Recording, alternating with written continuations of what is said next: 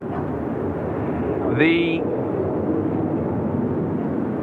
administrative officials of the MTA directed that we provide Tony Silva with whatever assistance we can relative to the production of a film about graffiti. I'm a soldier and I do as I'm told. As a professional police officer, and specifically one who is actively involved in crime prevention, I have misgivings about this mission, if it were. By creating a film of this type,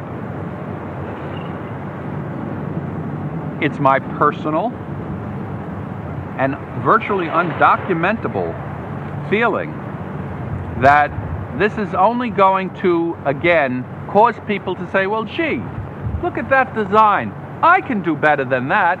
And they're going to try. And that's what we don't want.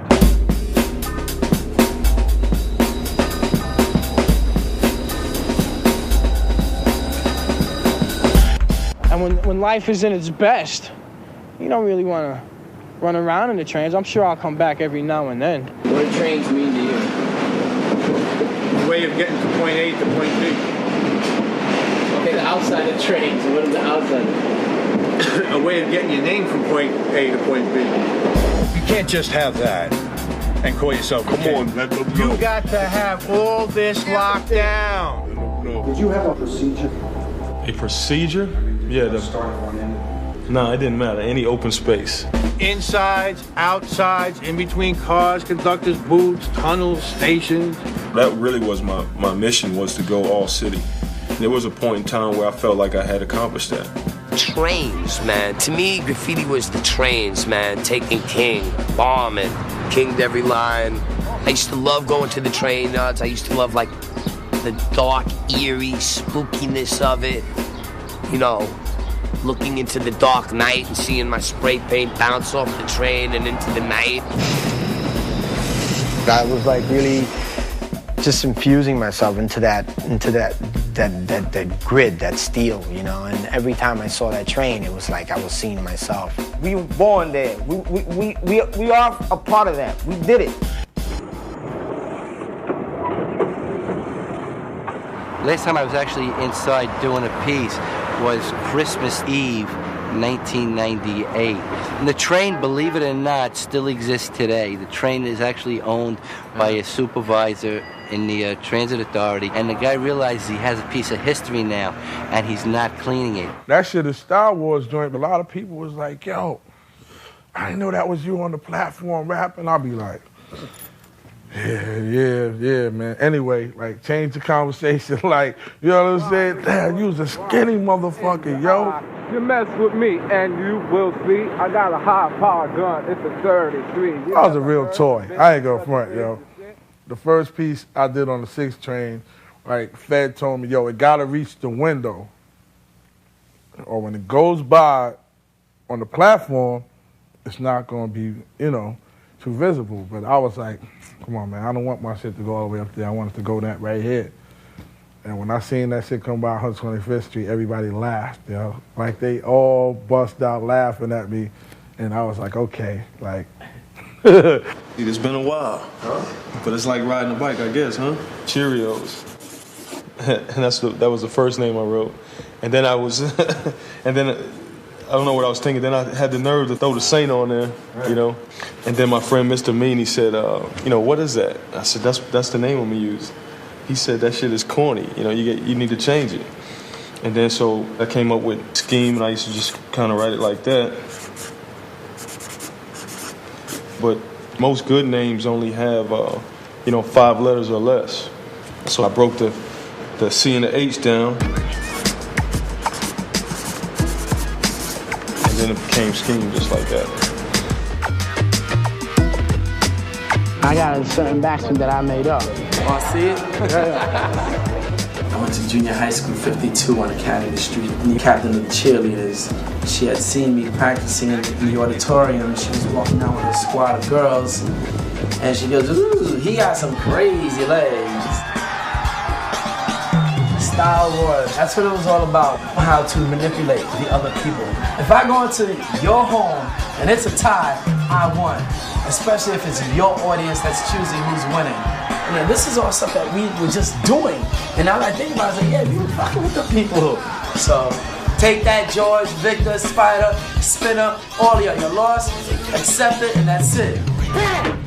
You know, we go straight to it and we're taking them out. We're grabbing them, we're stabbing them, we're breaking them in half, we're sledgehammering them, and they couldn't deal because we took it to another level. Unless you're a b-boy, you can't understand some rhythmic patterns within movements and combinations if you don't do it. B-boying is, if I grab my dick to you and give you the dick, you know, fuck you. You know, that's not for the Olympics. That's not for Broadway. It's really geometric. The way your body is positioned, contorted, is definitely inspiration for like letters. For me, I mean, like a baby is like a D with two locks wrapped around, coming out with arrows. Pop, lock it, like pop, move, roll, watch, boogieing, like, you know, when you do waves. When you do waves, you like, I picture you're doing an S or an A, pump out, you know, and yeah, you know, it's I think more so with locking and popping, you see like the body's moving in different positions that are like letters. Tilt is a big thing with letter. The way it lays is the way it creates motion too. If it's going forward, it's going. Usually the arrows would come out the forehead. If it was laying back, the arrows come out the bottom. You know, and you know, I mean, there's so many ways of showing that it's a live letter. Let's face it, painting on trains was here way beyond anyone's imagination of hip-hop. It was hip-hop before it became hip-hop.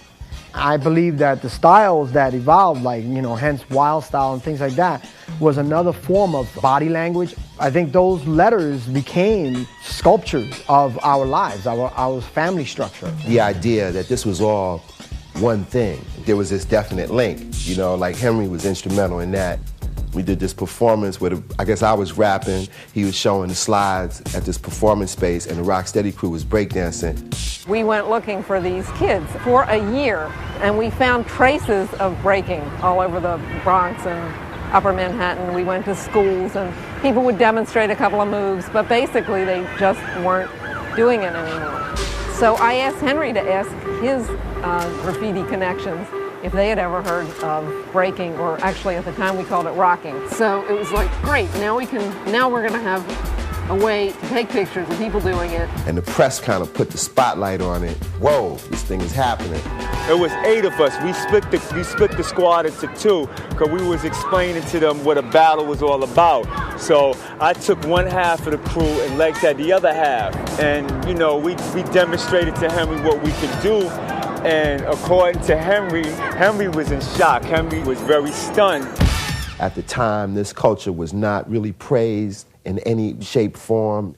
Not that racism is gone, but still a lot of racism fueled by ignorance, and very few were seeing the beneficial aspects of what this was, you know, and what this could be, what this meant to a segment of the population that really wasn't getting a lot of love from the city.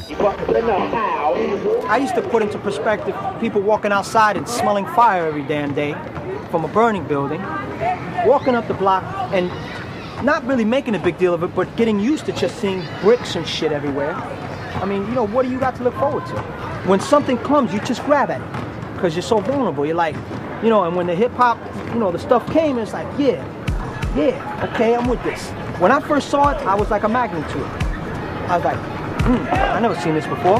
I'll take it. Boom, jumped right in.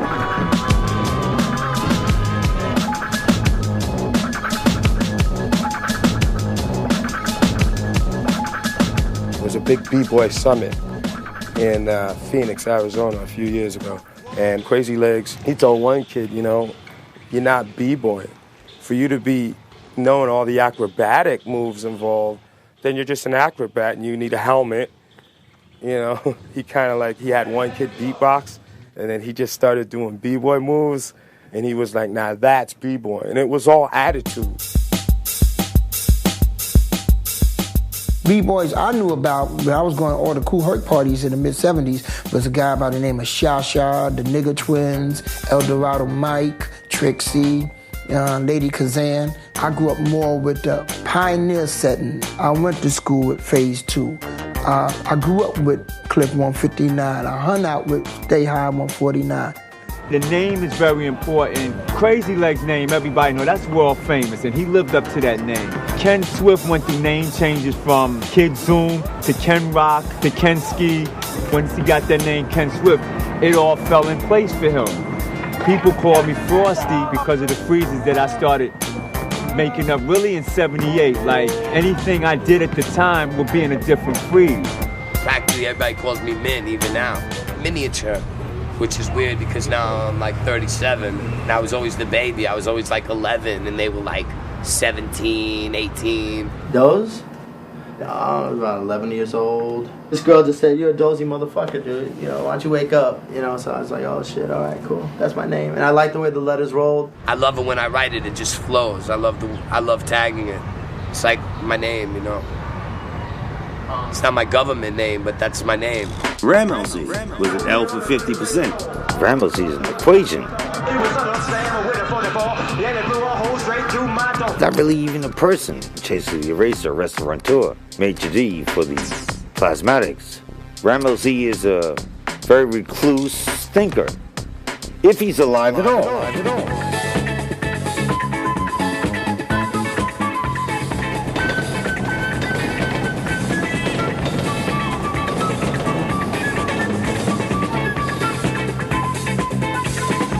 By the time Style Wars came along, everything was already established. You had your piece, your 3D, your cloud, your designs, your character. That's like before people knew how to make a real cloud. You just drew a box around your name and filled it in. Red Devil Green, Red Devil Orange, probably all Red Devil. You know, I'll go down this line of these names of all the people that just rule the trains. When I think of the kings of train lines, I think of Moses, Piper, Cliff, 8181, Taboo 1, Take 5. That's the real king of the 6th line. Kindu, Bannet, Ski 168, Purple Haze 168. For the 2s and the 5s, it would be the original Crazy 5 members. Ajax and Common also, because they came after. Super Cool 223. That guy's name was every place you could ever imagine from 70 through 74. Anywhere in the city, up to Connecticut, out to Rockaway, get on a boat. You know, and goes, and Super Cool 223. Those are the kings, people that are all 50 years old. Staff 161, Phase 2, obviously. The Man 550, there's a name. JJS 225, the name on the window there, amazing. Hondo 1, who did the first whole car top to bottom in Red Devil, Pastel Yellow. Dead Leg 161 did the one with Priest. And there's the Super Sex Floater. That was incredible. So when you saw this go by, like everybody on the train station would stop. Like, what the fuck is that? For the most part, I think most writers picked lines because they really identified in how that system went. The 5 was like a tough, like, loner. The 4s were like, the 4 was like some trust fund kid, you know? The 2s was like, let me see, the 1 was like the black sheep of the family.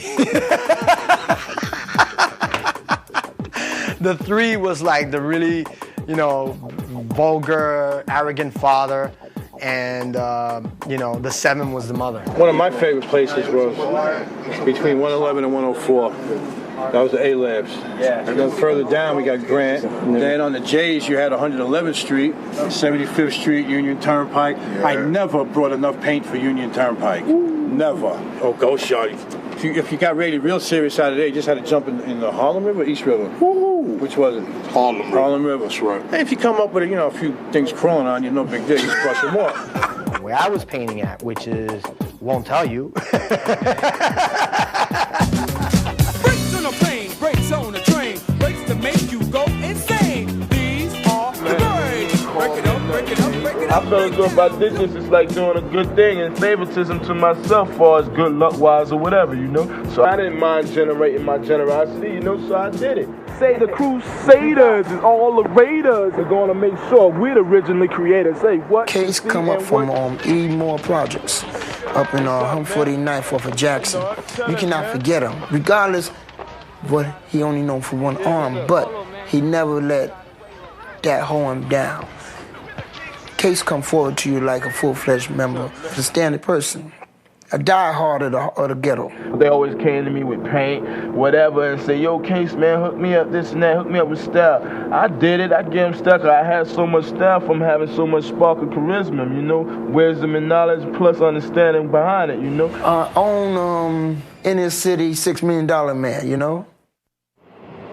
Dondi was probably the most influential writer in my life. He took graph into different directions. It can go almost anywhere. I guess it's pretty much like anything I would do on a train, I would do on canvas. Compared to like a piece on a train, this is like a miniature, dude. He just didn't put out work just to have sheer numbers. A lot of people don't know, like, there's a lot of writers that had done top to bottom and they had done it on a platform. This man did it 2 feet away from the train. In the book of names, Dondi means fun. He taught me the way of the letter.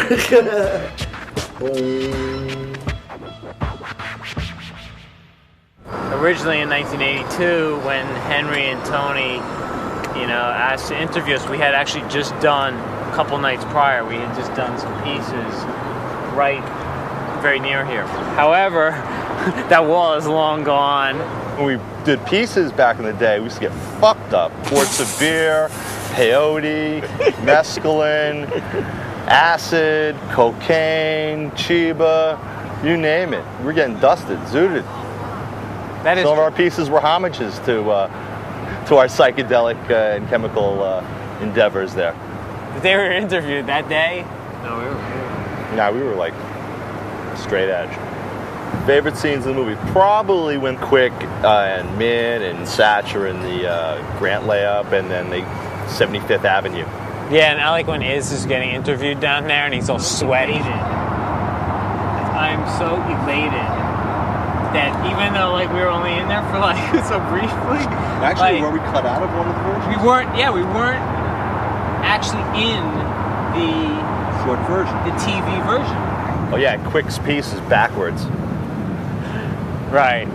Look for Quick's piece backwards in the original Style Wars. When was the last time you did a piece? I'd say about 6 months ago. Oh, that's not long. For me, it's an eternity.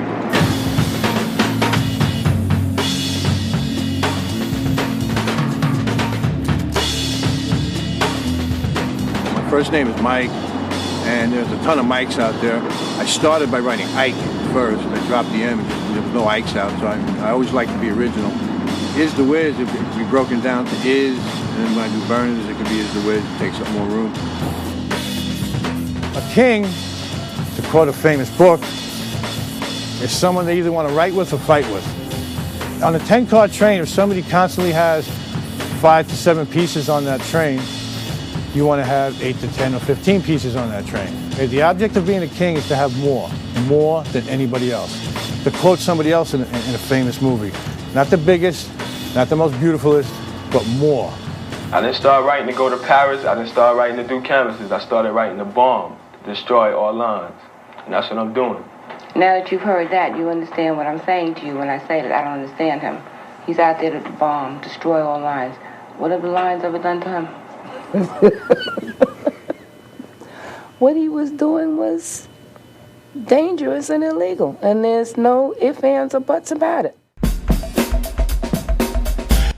Barbara, you told me when I first called you to ask if you would be willing to undergo an interview, and you said, what I had to say about graffiti, you don't want to hear. Who I am now? Well, I'm in the United States Army. I've been in the Army for 17 years. It'll be 18 in September. Sergeant Major, which is like the highest enlisted grade in the Army. Graffiti was a mission. But it really prepared me for the Army because you had to start from a draft, you had to get your materials, and then you had to be dedicated. You couldn't say, well, I got a piece to do, and then 2 weeks go by and you never do it. Was there any type of special way that you prepared before you went out to hit trains? Or no, the only preparation I did was a nickel bag. That was it. The nickel bag might have been one preparation. The other preparation was the misappropriation of every cap that I had on a can of spray. Whatever kind of spray it was missing. Okay? You go and you take out something, you want to spray the room, the cap is gone.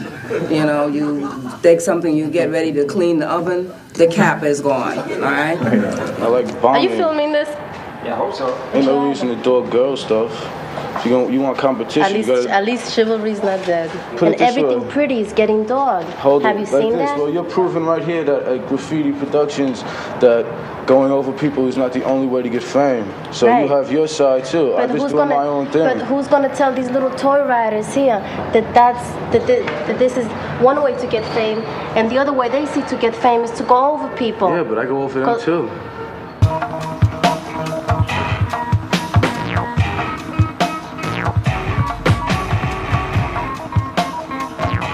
Have you seen the movie Star Wars? Oh, he's in there?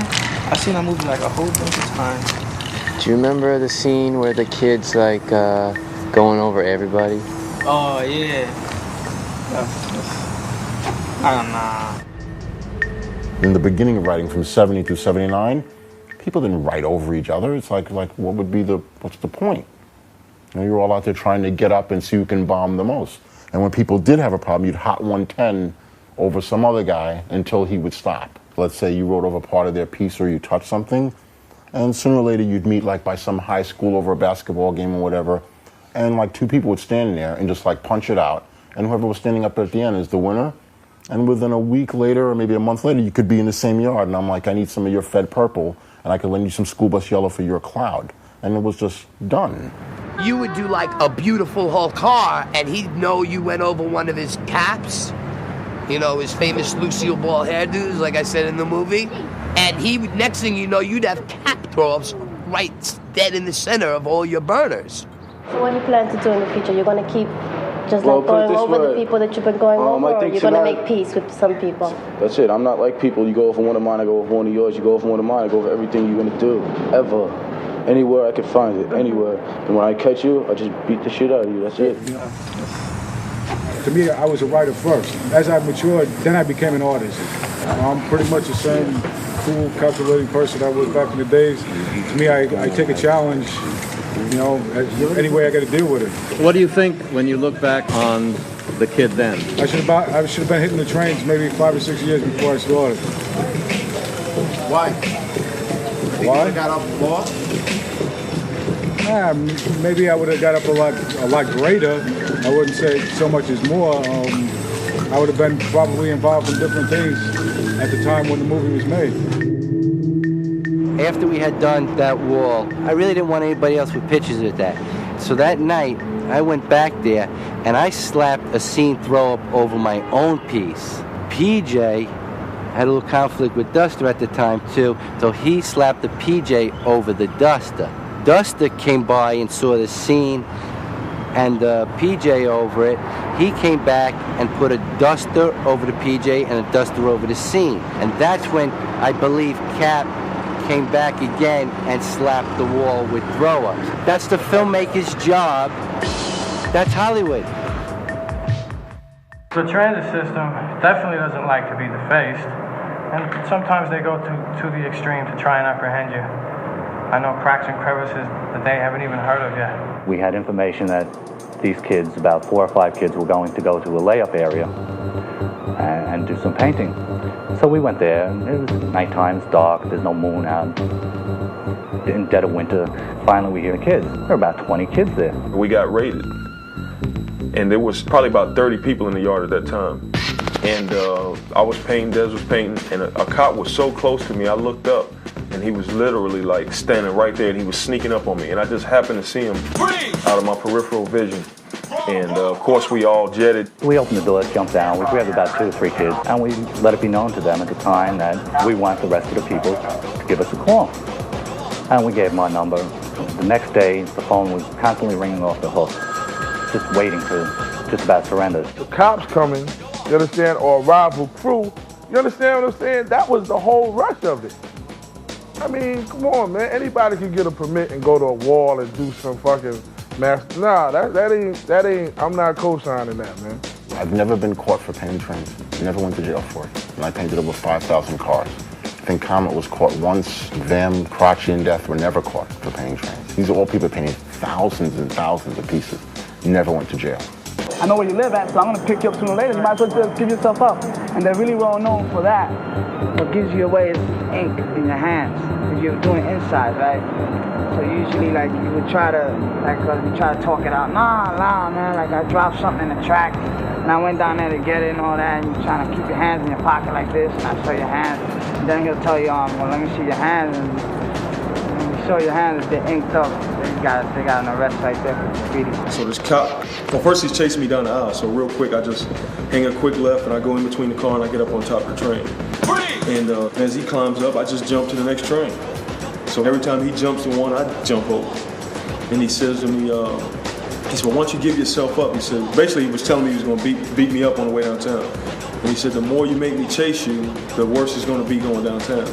So we were up there, and there's no way he could catch me because he had on, the belt and the gun. And there's no way the guy could catch me. And he was getting real pissed. He can comply, or he doesn't have to comply. He can come with me, or he doesn't have to come with me. One way or another, he's going to come with me, though.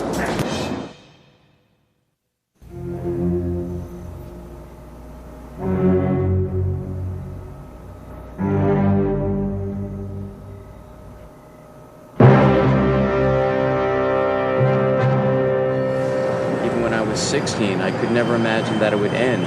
In a sense, I didn't even take a lot of photographs because I just thought it was like a New York way of life. The way you drive your car and take taxis and smoke joints and things like that. It's just a New York way of life, bombing trains. The trains gave me a chance of not having to do a 9-to-5 job Monday through Friday. Tired of the flat paintings. I just want to make things that can just stand by themselves that you can walk around, I thought this was cool because this kind of reminded me of the fence of the yards.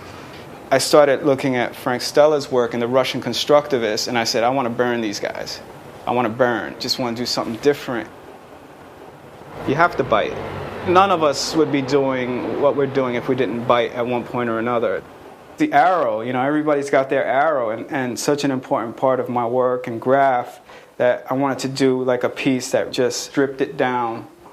Paintings, storyboards, comic books, album cover designs. He designed the Yo MTV Raps logo. Yo, MTV Raps. I guess I'm sort of become like the documenter, like Henry, but more a typewriter. Has been for the last 5 or 6 years. I look at myself as a limited B-boy, but 20 years later, we're in our 30s and we're still doing this. I'll be remembered as a B-boy, but I'm gonna live and die as a human, In '95, I had taken really ill. I feel I was as close to death as I'll ever come. And they fed me intravenously for about 4 months. And the kidneys went, probably due to all the paint fumes over the years, all the steel dust, cement dust.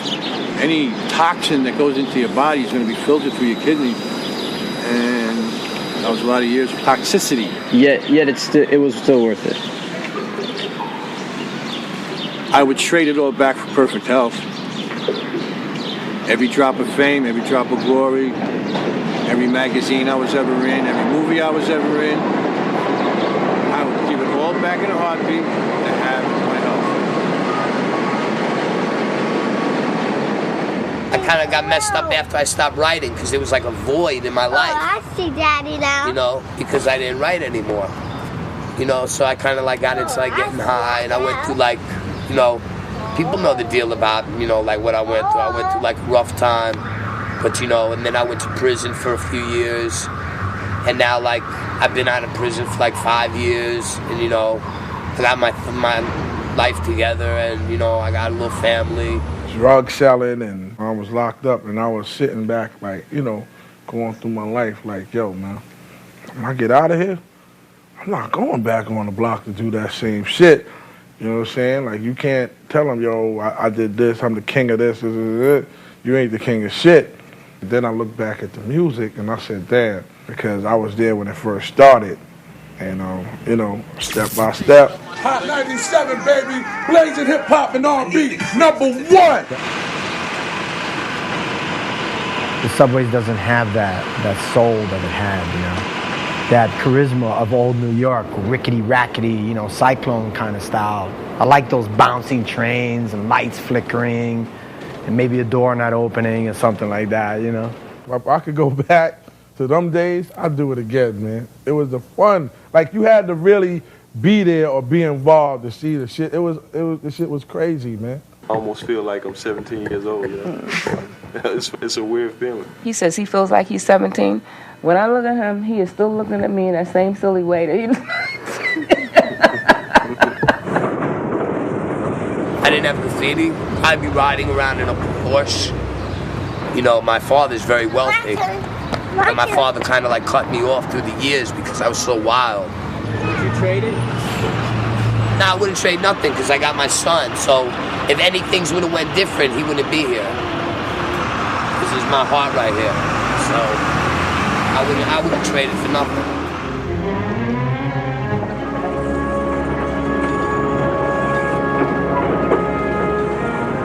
For them to say it didn't assist or it wasn't true or not even acknowledgement, because all we know about graffiti now is the people the books that we see, the movies that we see. But where's our day in court, so to say? Where is our day in court?